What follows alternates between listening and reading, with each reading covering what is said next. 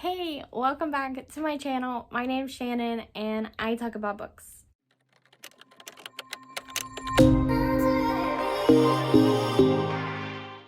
I bet you guys thought that I was done making videos. It's been like a hot minute since I've made a video. So long that I actually forgot that I was supposed to record in this format instead of this format because I'm so used to making short length videos that I forgot how to make a long length video. So if you haven't been following me along on Instagram or TikTok, I do make a lot of short form videos there. I also talk about what I'm reading there. So if I fall off the face of the earth again from YouTube, you can follow me on there. I'm doing the mid-year freakout tag. I will put the links for the original creators down in the description box. I will also have the questions listed in the description box and some other fun things if you guys are interested. If you want to see more videos and you want to encourage me to actually continue to make videos this time, go ahead and hit the subscribe button and the thumbs up. If you like my space buns, go ahead and give me a thumbs up. To start off this tag, I wanted to go ahead and just give some stats so far for the first half of the year. So far, I've read 30 books. My goal is 100 books. I don't know if I'm gonna hit that. I was pretty slumpy for most of this year, but if I read like a little bit more than 10 books for the second half of the year, like a month, I might be able to hit it. So I need 70 books and there's 6 months left. I might be able to hit that goal. I read 3,777 pages. This is an estimate because I'm pretty sure there's some pages that I read today that I didn't log, but this is an estimate. That's about how many pages I've read physically. And then I've listened to 274 hours of audiobook. My reading has been, the majority of my reading has been by audiobook. So much so that 70% of my reading has been audiobooks. And that's because I listen to audiobooks on my commute to and from work. And then I also listen to audiobooks when I'm crocheting. So I have been crocheting a lot and I make a lot of tops and plushies and things like that. So when I'm doing that, I am listening to my audiobooks. And then 17% of my books have been print, so that's physical copy. And then 13% of my books are digital copy, like on my Kindle, my phone, my iPad, things like that. The majority of my reads, I'm rating 4 stars right now. I haven't been giving a lot of 5 stars out, probably five stars that I've given out so far this year.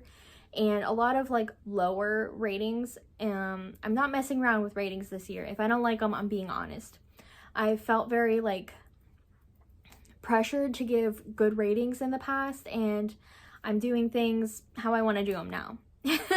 Like, I'm gonna rate them how I want, I'm gonna DNF them if I want, I'm gonna give them 5 stars if I want, I'm gonna tell you how I feel. That's how it is. My top 3 genres so far this year are romance, fantasy, and LGBTQ+. I have been reading a lot of those books, specifically from Liberal FM. They do a great job of recommending and giving me LGBTQ+ books to listen to. And I've been borrowing some off of the library. If you guys want a video about LGBTQ+ recommendations, I can absolutely do that for you guys. These are 13 questions that the original creators came up with, and people do this tag every year around this time of year. So the first question is the best book that you've read so far. That is, where did I put it? So the best book that I've read so far is the first book in the Crescent City series by Sarah J. Maas, and it's The House of Earth and Blood. You've all probably heard so much about this book that you don't even want to hear me talk about it. So like, this sounds weird to say, but like the first 3/4 of this book, I could have, like, it could have been not so thick. Like, this is like an 800-page book, and about like 600 pages I didn't really need. Like, I enjoyed the last 200 pages so much, so much, that it's actually my favorite book of the year. Sarah J. Maas crammed so much in the last 200 pages, like so much like adrenaline was coursing through my body and tears were leaking out of my eyes. It was just the most intense experience ever, and that's why it's my favorite book of the year.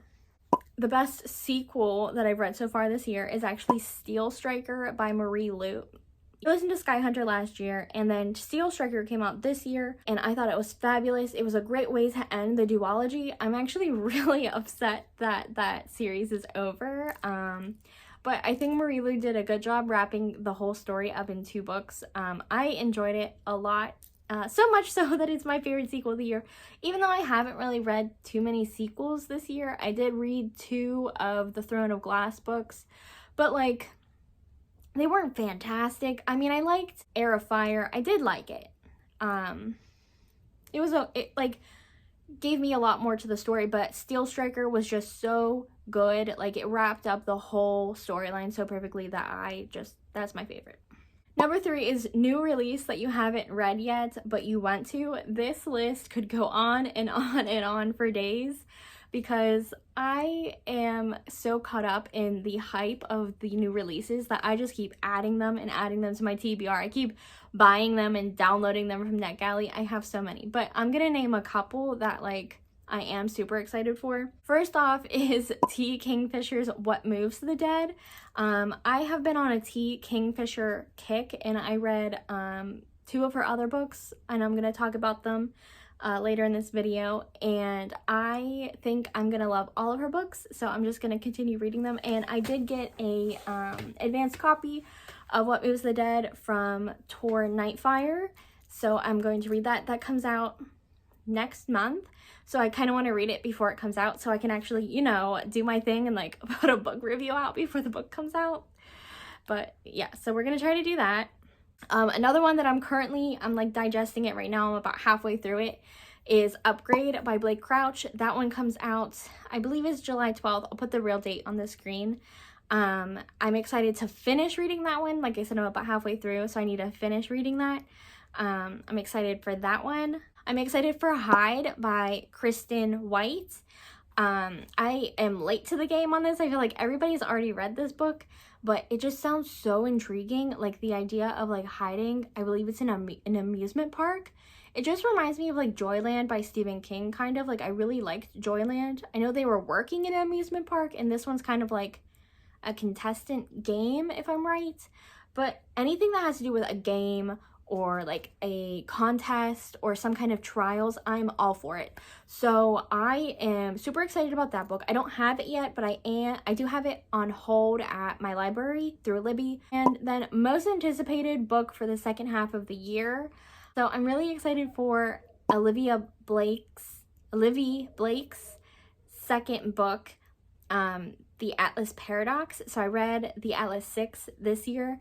And I thought that was really good. I am curious. The way that it ended, I did not like the way that that book ended. So I'm hoping that the Atlas Paradox helps me understand what happened in book 1 more. I'm assuming that's the point. But I'm super excited because she was a self-published author and Tor picked her up. So like, I think that's so cool, and I want to support her and her book journey. Number 5 is my biggest disappointment. So this was hard for me to pick because I really wasn't disappointed with too many books, but I'm going to say The Candy House by Jennifer Egan. I got this as an advanced listening copy from Libro FM, and when I read the like synopsis, the summary, I thought that that was just amazing. Like, it talks about like owning your own consciousness like it's a business.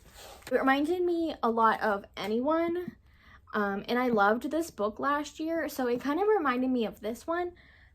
So I was really excited because I liked the whole idea of like putting your consciousness in something and rewatching it later, and I was really intrigued by that premise.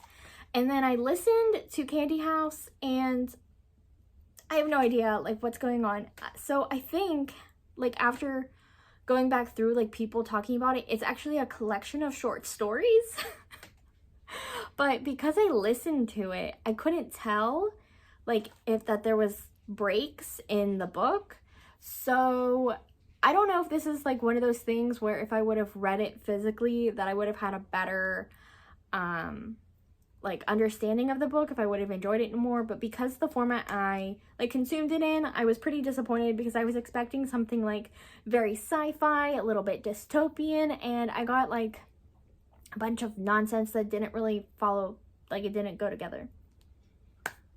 Number 6 is the biggest surprise of the year. So for me, that one is actually Nettle and Bone by Kingfisher. So I've been seeing this book around. I knew it was like a new release and I didn't really know what to expect. I was kind of expecting like fantasy horror, and that's kind of what it was, but I was so pleasantly surprised with this book that it has one of the few 5 stars that I've given out this year. I've only given out 5 stars, and Nettle and Bone was one of them. I thought it was so pleasant.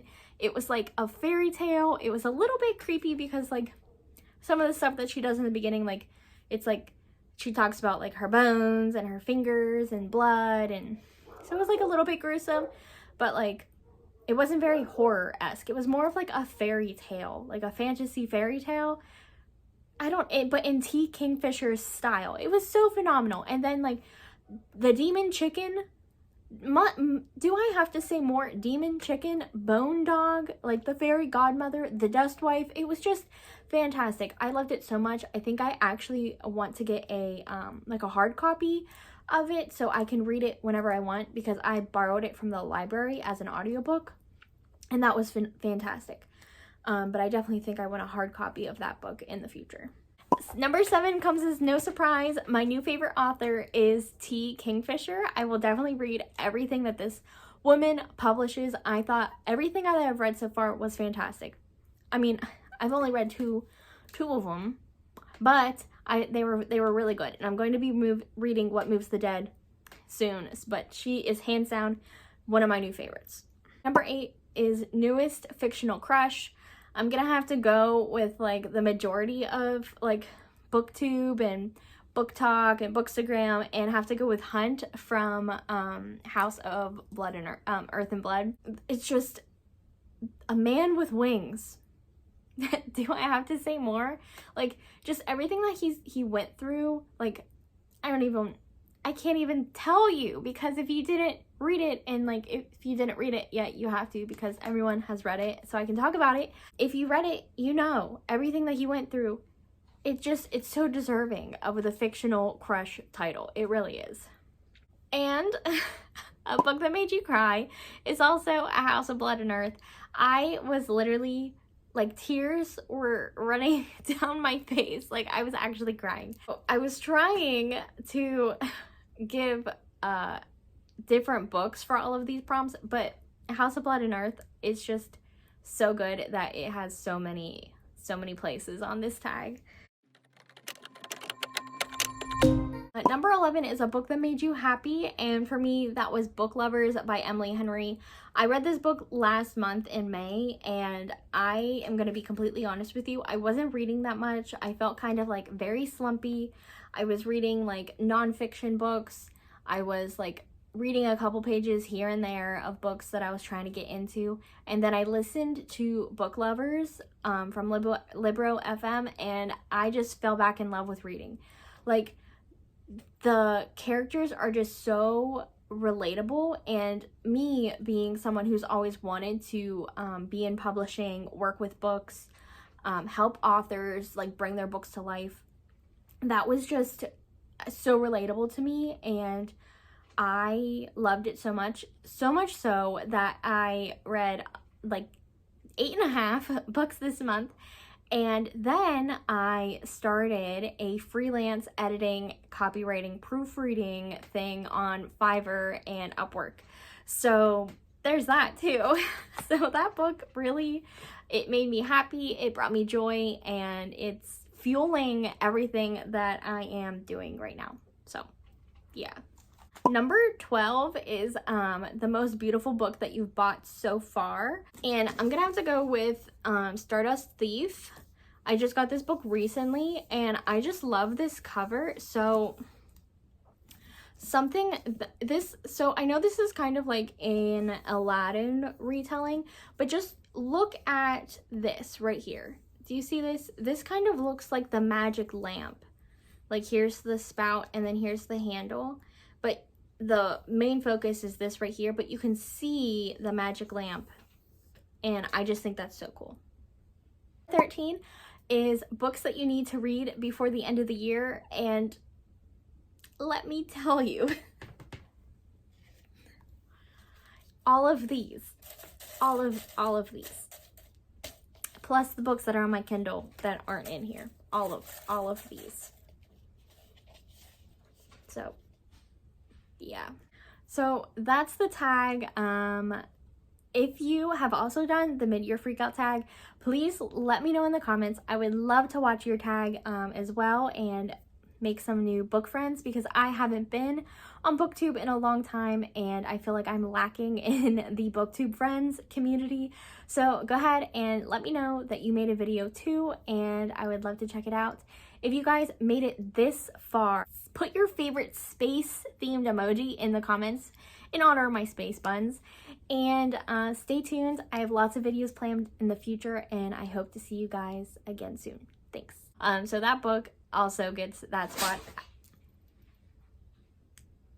My cat, my cat just sneezed. It scared the crap out of me.